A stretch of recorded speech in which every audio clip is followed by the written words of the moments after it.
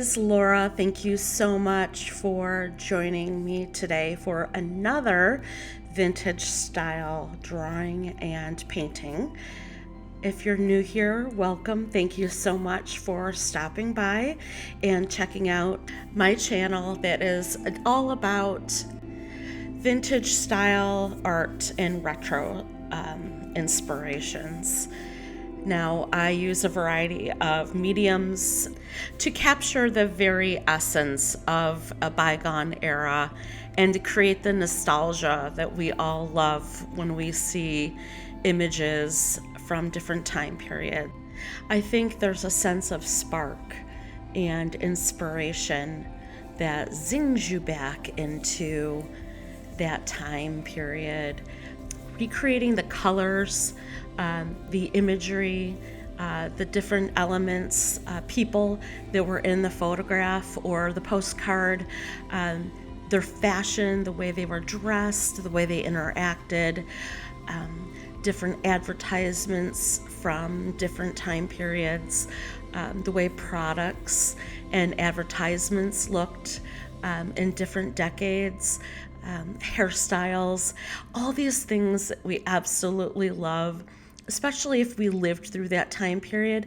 They just spark so much love and longing for the good times and those wonderful moments that we can recall and so often think about reliving. So this is what, in a nutshell, what my channel is about. Doing this through art and artwork and being able to also do some research and finding the right photo reference that inspires you. And when you look at it, you say, yeah, I'm going to paint this.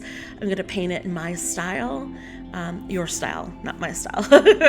And looking at it in a different way, and maybe adding some new colors that you love or freshen it up, but also capturing that wonderful time frame and everything that you loved about it. So for today's project, I'm working in my sketchbook. It is a Strathmore mixed medium sketchbook. I will have the link in the description below for you. It's a really good sketchbook. I'm nearing the end at this point. There's a lot of things I like about it, and there's a few things I don't like about it. But when I do my sketchbook tour, I'll go over that with you. So right now for today, I'm using the Sharpie S Gel Pen. This is a black ink pen, and it glides fairly well over this sketchbook paper. The paper doesn't have a lot of tooth on it, so sometimes you'll get a little bit of skippage and you have to go back over it. But all in all, it's a really great pen, especially for the technique that I'm using today.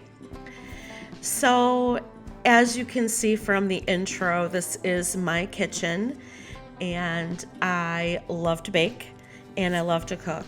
And one Sunday I was baking some bread for the week, and I thought it would be really great to take a photo of it and sketch it in my sketchbook to maybe document the day that I baked. I bake pretty much every week, but I just felt like it would be interesting to just kind of document in my sketchbook. And also reminds me of when my grandmother used to make bread. The smells of the kitchen, the anticipation of dinner for when the bread came out, that we would have some nice warm bread. So that, sparks those wonderful memories. My dad often talked about, he was a kid on the farm, and my grandmother would always have bread at every meal because they'd be working so hard out in the field. They'd come in and really look forward to warm bread with every meal. I guess that was like the farmer's life back then. But sketching my pantry, this is my baking pantry right next to the stoves. excuse me, and I have flours and sugars and oats, all sorts of baking needs in there. And I didn't straighten up the cabinet. I mean, I put stuff back nice, but I didn't straighten up the cabinet too much because I really wanted to leave it authentic the way it actually looks. It's everyday life, right? So all the different ingredients and everything, the bags, the canisters are exactly the way they are. And I just left it like that. It makes it very interesting. Sometimes if things are too neat and tidy, it's not authentic. It doesn't feel real. It feels staged. And I didn't want that. I didn't want that feeling. All right, so my drawing is done, and I'm adding my first layer of gouache. And you can see with this mop brush that I'm using, I have a lot of water on my brush and a very little bit of gouache. And I'm using the gouache almost like a watercolor at this point. And when I have more water than pigment on my brush, the transparency, almost like traditional watercolor, you can see through to the base, but it almost gives it a little more substance, I would say, than watercolor.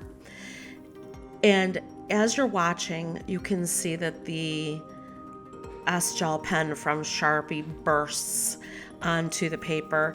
And I've done several videos of this so far. This technique seems to be like, I don't know, my technique of the moment, I suppose, but I'm absolutely in love with it.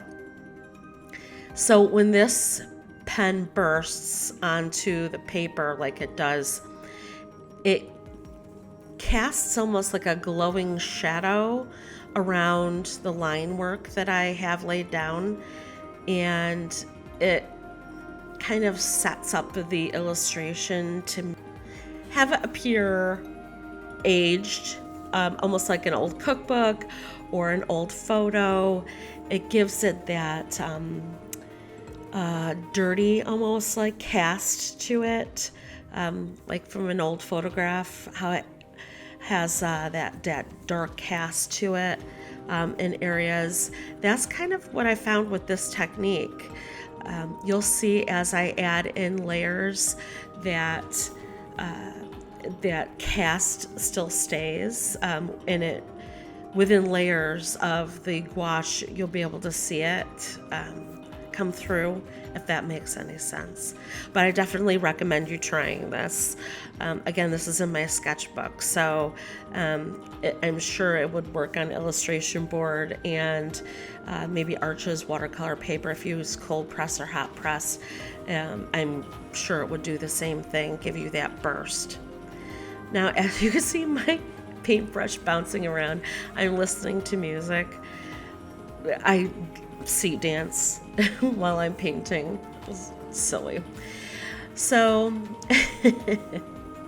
I should have edited that out. So I am adding a variety of oranges and purples and ultramarines. So I added the darker colors for the shadows and the lighter colors for the midtones. And you can see that I've added in some cad oranges and yellow ochres into the oven to give it that glow of the ovens being on.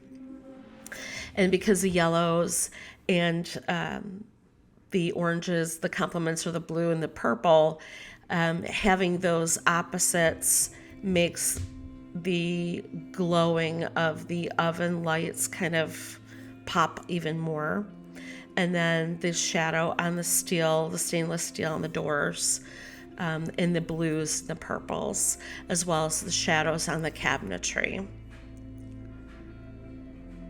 And I want to say I'm sorry about the glare from the sun on my drawing table. I've since moved my drawing table so it wasn't in the direct sun. It's so cold here in Western New York through the winter time, the heat run is right next to that window, and so I kept my drawing table there for most of the winter just to stay warm. We live in an old farmhouse and it can get pretty chilly. All right, so after I added the oranges to the base, I'm adding in I'm adding in a zinc white mixed with some of the lemon yellow, just to give it a little bit of glow and reflective value to it, and it warms it up a little bit because the sun is coming in the photograph as well, and it's kissing the edge of those bags that are right on the edge of the pantry shelves. So I'll have a list below again in the description section for the materials I'm using. The gouache that I use, I'm using Winsor Newton Gouache, and also for the brushes that I'm using in this video, the one that I have in my hand right now is a number 6 Princeton Heritage Series. I love this brush, especially for details. You can see that my hand is kind of choked down on the ferrule. A lot of times when I'm like drawing with the paintbrush, I'll choke way down on the ferrule, so that way I have more control on the paintbrush. And the bristles are longer on this paintbrush in particular, and it has a really nice spring to it. So it's one of my absolute go-tos. It's a medium-sized round brush. Most people probably wouldn't use it for a detail brush, but it's comfortable in my hand and I can get some really fine lines with it, so I don't mind using it for a lot of the detail work.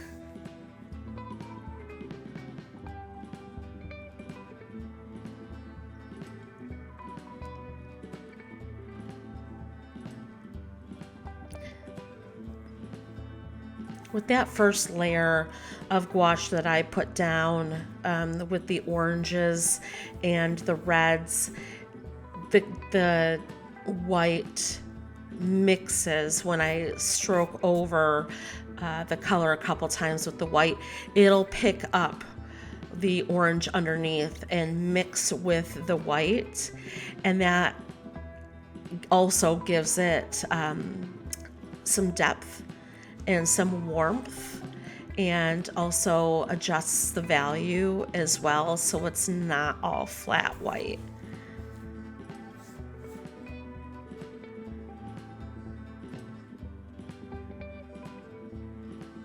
I've been working with and using Winsor Newton Gouache for about 30 years now, and I've mentioned this before, but it's my go-to gouache. I don't know. I've never really used any other gouache before, any other brands. I'm just really loving my Winsor Newton. I know how it behaves. Someday I'll explore with other gouache, I'm sure, but adding in some of these other colors over the top, I know how they're going to mix and I know how they're going to behave. Now, don't let me fool you. There are times where I am unsure of how a color is going to behave, or if I chose the right color, if I chose the right technique for certain illustrations. But for the most part, I know how it behaves. And because I have that visual vocabulary with it, I know how it's going to work with certain illustrations. And with this really neat technique with the Sharpie S Gel Pens, it's like they're best friends, these two, the pen and the gouache. And it's, since I've been playing around with this technique, I think it's very successful. I absolutely love playing around with it.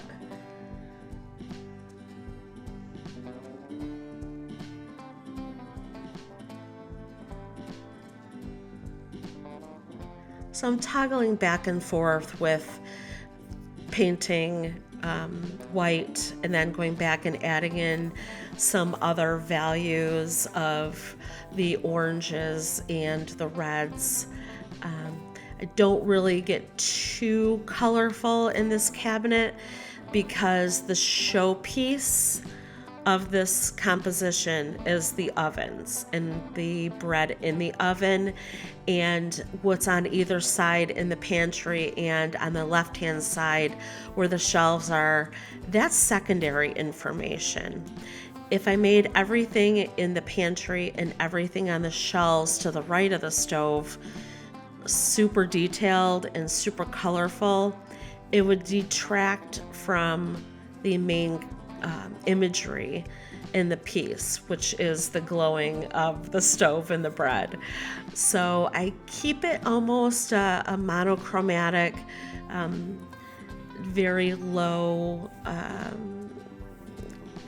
I only use a couple hues of color for it and just keep it like very understated. That's a good word for understated.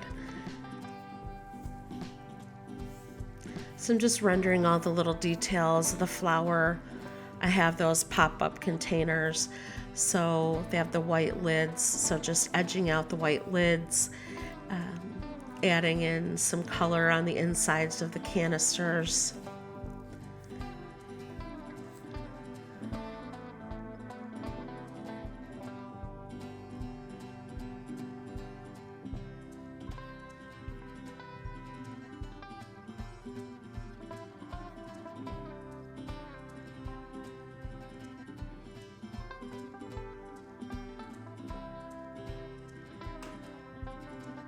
The day that I took this photograph and baking the bread, I was also making butter.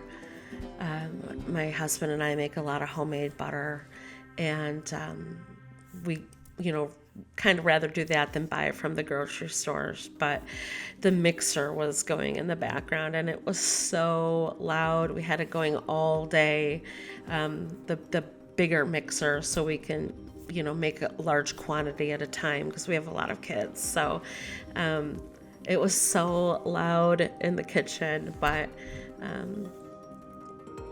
good enough. We, take care of our family with some good homemade goodies.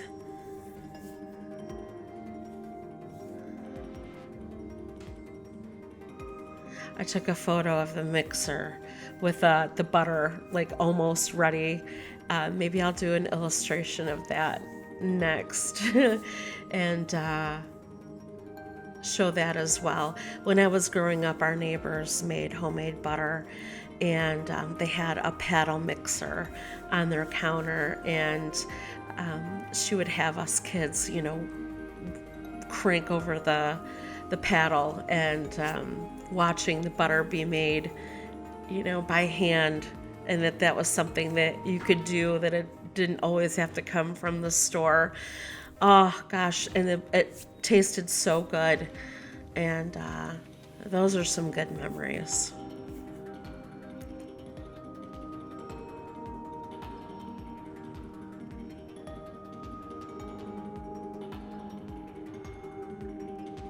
So I'm picking up a lot of yellow ochre to give the highlights along with the white.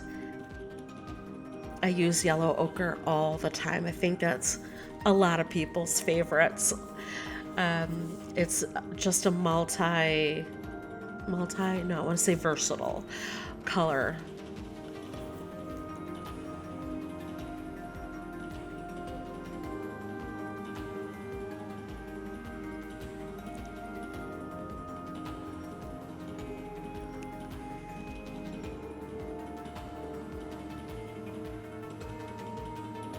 So down on the bottom shelf, I just have like jugs of white vinegar, and my oils are down on the bottom shelf. They're in bigger containers.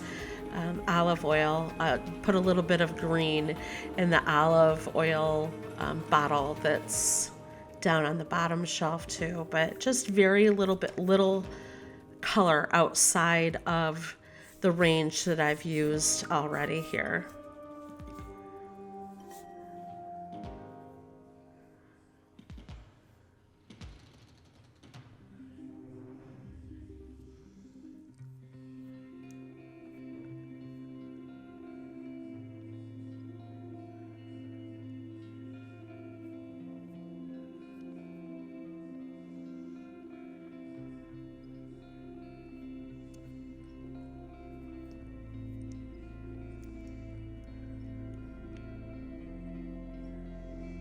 So this is the green that I'm mixing up for the bottle. I've got some sap green and some viridian. And because the bluish purple underneath is already there, the green that adds over the top of it is very thin. And so I get this whole bottle goes, gets pushed back into the shadow.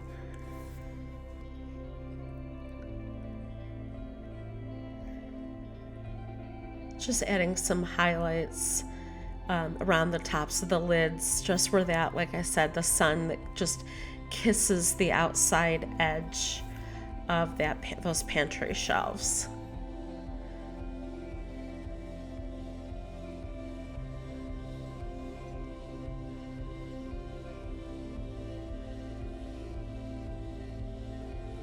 I think that canister has dried black currants in it.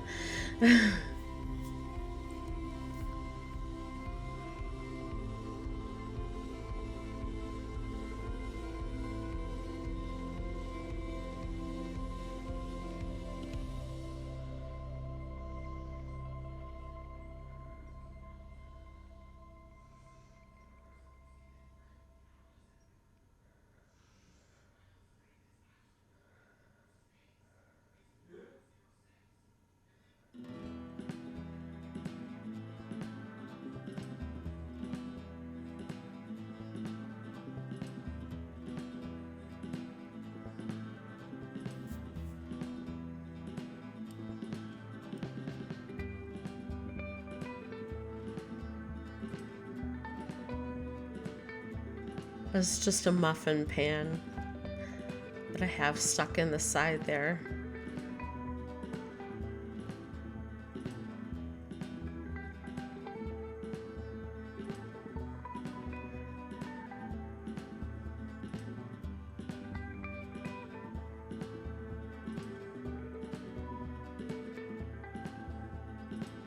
All right, so at this point, this is what I have. The right-hand side is pretty much done.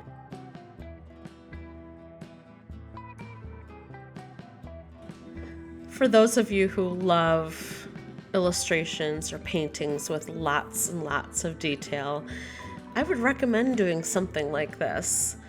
Take a photograph and use it for a reference and see what you come up with. I absolutely love lots of detail. As I get older, I've noticed my style loosening up a little bit. I used to draw and paint extremely tight. I had it in my head even through art school and college that the tighter the illustration, the more refined my drawing is, that's what makes a really good artist, that's what makes a really successful illustration. And as I get older, not so much. And kind of go rogue sometimes and loosen up a little bit and just have fun with, especially with sketches. Having a sketchbook really has broadened my horizons with new techniques and being able to loosen up.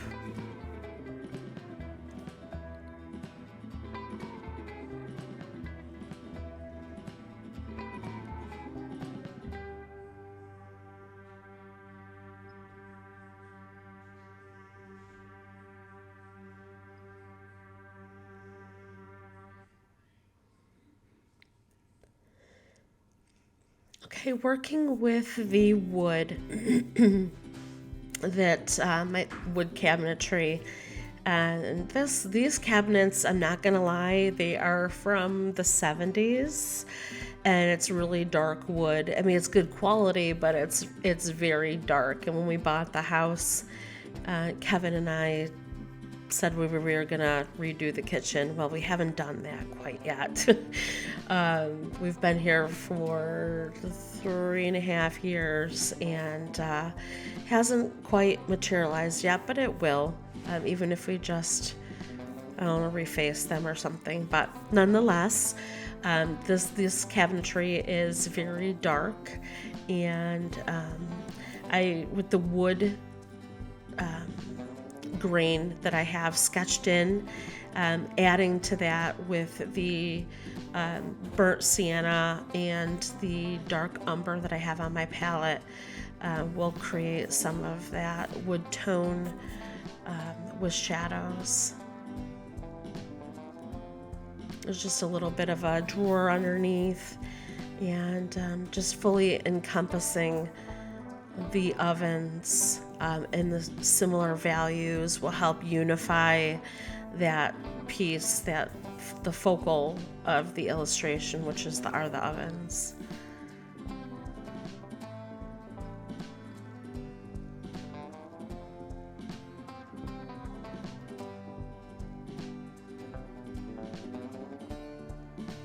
I am grateful to have 2 ovens, so I will say that. I think most people who bake or cook a lot, having 2 ovens is like winning the lottery.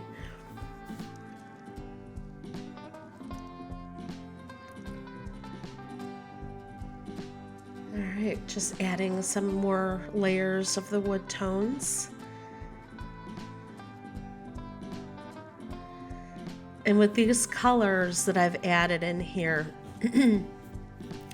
they all work together. They're all, apart from the blue and the purple, they're all pretty analogous colors. They're all next to each other on the color wheel, and they harmonize and work really well together.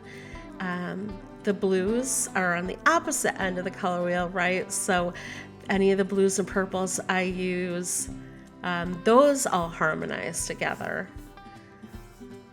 So I'm just putting all of these little appliances in shadow. That's the dog's food bin and her food bowls. And I'm just pushing those back in shadow. The toaster and the blender over there on the left-hand side, all that's in shadow as well. So I'm just taking some white, putting some highlights on that stainless steel area.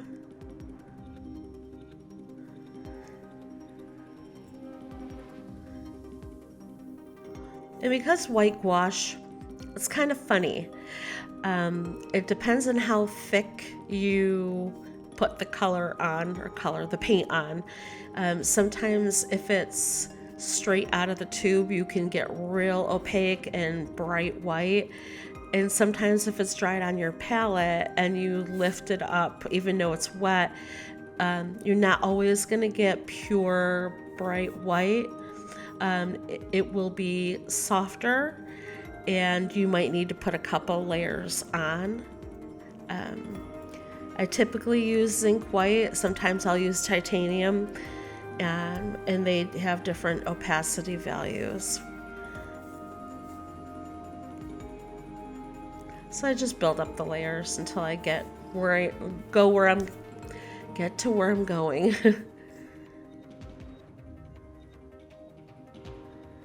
And just adding in that baked look for the bread and the glow from the ovens.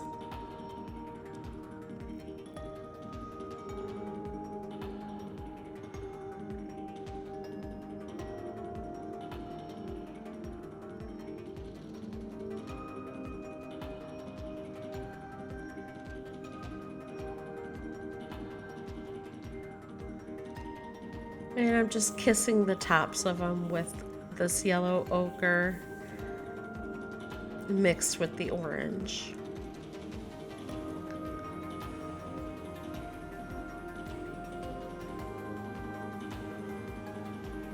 Really want to highlight that nice warm glow from those ovens. Okay, just putting in some shadows.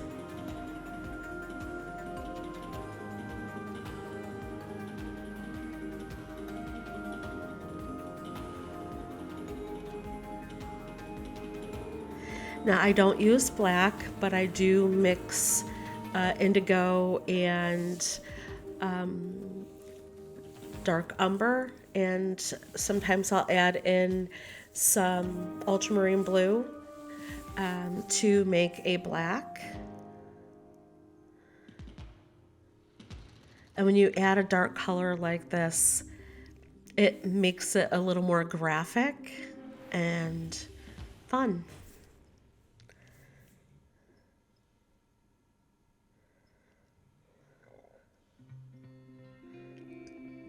Just popping everything out now, just defining all the edges and shadow.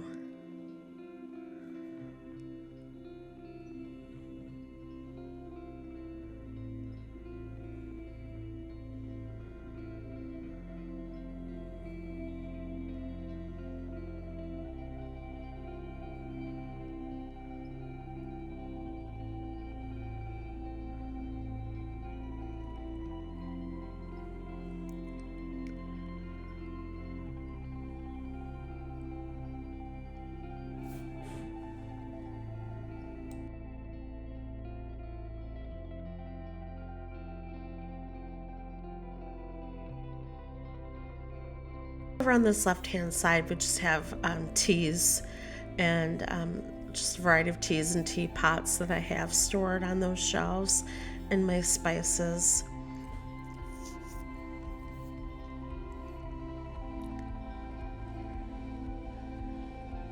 I considered editing this video and taking out, a bit more, because I know this video is getting a little bit long, but I think it wouldn't have come across and translated to you the details that were added in, because the right hand side is in highlight and the left hand side is in shadow.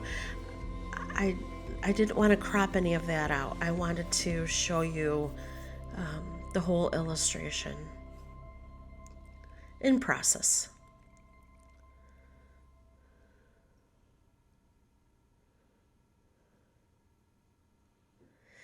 So because I have my photo reference on my phone, I just keep moving the reference, because I have it zoomed in quite a bit so I can see the detail. So I just keep moving the reference around so I can see more of the details.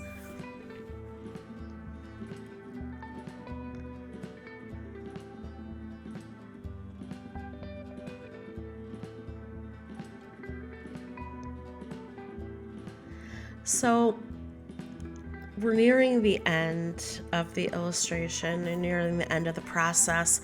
You can see some of that gel pen, how it gives it the painting that cast from the get-go. If I was to paint on just white paper, like how I painted the car on the left-hand side, it's really bright and vibrant. On the right-hand side, because I used that gel pen, it muddied up the illustration from the beginning and made it look older, which I absolutely love, right? So you can see the difference between painting on the white paper and painting on that prepped paper with the gel pen.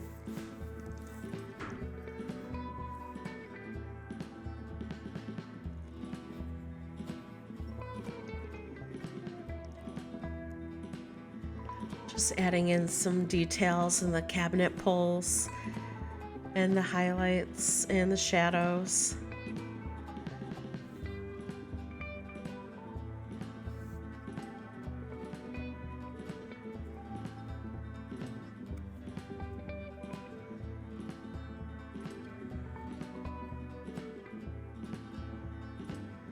Let me know what you think of this video. If you got anything out of it. Let me know if you're inspired to do something like this from your own kitchen, or from your mom's kitchen, or your grandmom's kitchen. Let me know if this is something that you want to do at home for yourself, in your studio. I would love to hear about it. Let me know if you want to see more videos like this, and I hope you try this technique with the Sharpie S Gel Pen and the gouache together.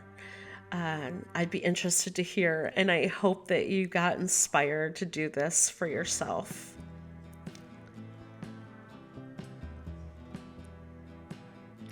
All right, that's it. Illustration is done. Another page in the sketchbook completed, and I love this. I absolutely love it. I love the way it turned out, and a good day of baking will be forever immortalized. Is that the right word? In my sketchbook.